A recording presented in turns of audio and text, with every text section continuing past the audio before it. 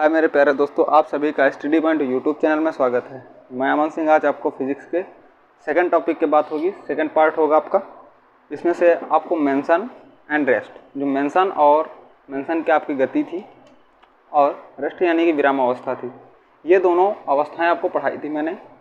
आज इससे गति के प्रकार आपको पढ़ने हैं। क्या गति के प्रकार? इस गति के प्रकार आपके कितने होते हैं तो ये भी जान लेते हैं। 2 पार्टों में डिवाइडेशन होता है इसका, यानी कि 2 पार्टों में इसे बांटते हैं। ठीक है, पहला बांटते हैं इसके पथ के आधार पे। किसके? गति को उसके पथ के आधार पे बांटते हैं, पथ के आधार पे। ठीक है, गति के आधार पर इससे बांटते हैं। दूसरा दिशा के आधार पर, दिशा या परिमाण के आधार पर, परिमाण के आधार पर, यानी कि जो गति होगी आप उसको 2 पार्टों में बांटते हैं। पहला होगा पथ के आधार पर, सेकंड होगा दिशा एवं परिमाण के आधार पर।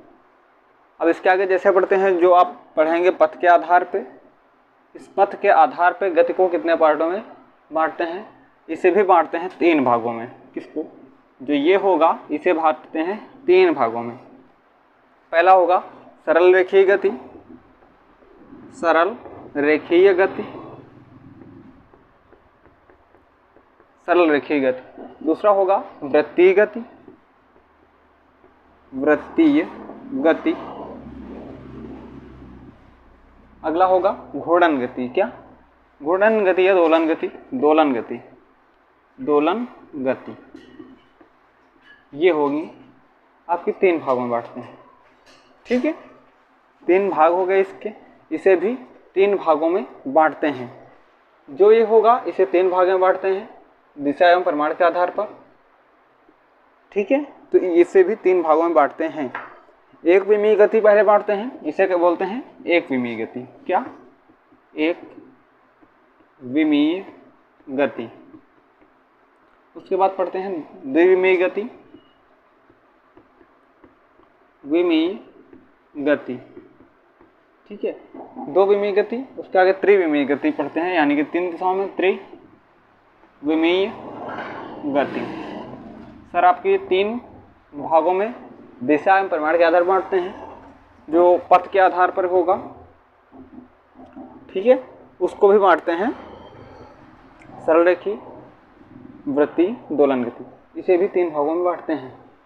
यही होता है दिशा में परिवर्तन के आधार पर। इसी को बोलते हैं क्या? दिशा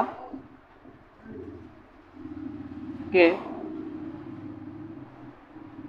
परिवर्तन के आधार पर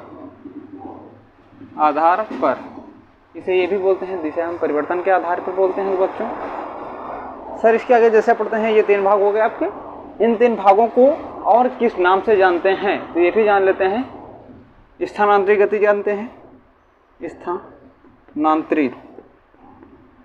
स्थानांतरित गति किसको बोलते हैं बच्चा? इसे बोलते हैं सर, इसे सरल रेखीय गति को स्थानांतरित गति बोलते हैं। जो वृत्तीय गति होती है इसे घूर्णन गति बोलते हैं, घूर्णन गति। क्या सर? इसे बोलते हैं घूर्णन गति। किसको? वृत्तीय गति को घूर्णन गति बोलते हैं। इसे क्या बोलते हैं? कॉम्पनिक गति। इसे कौन सी?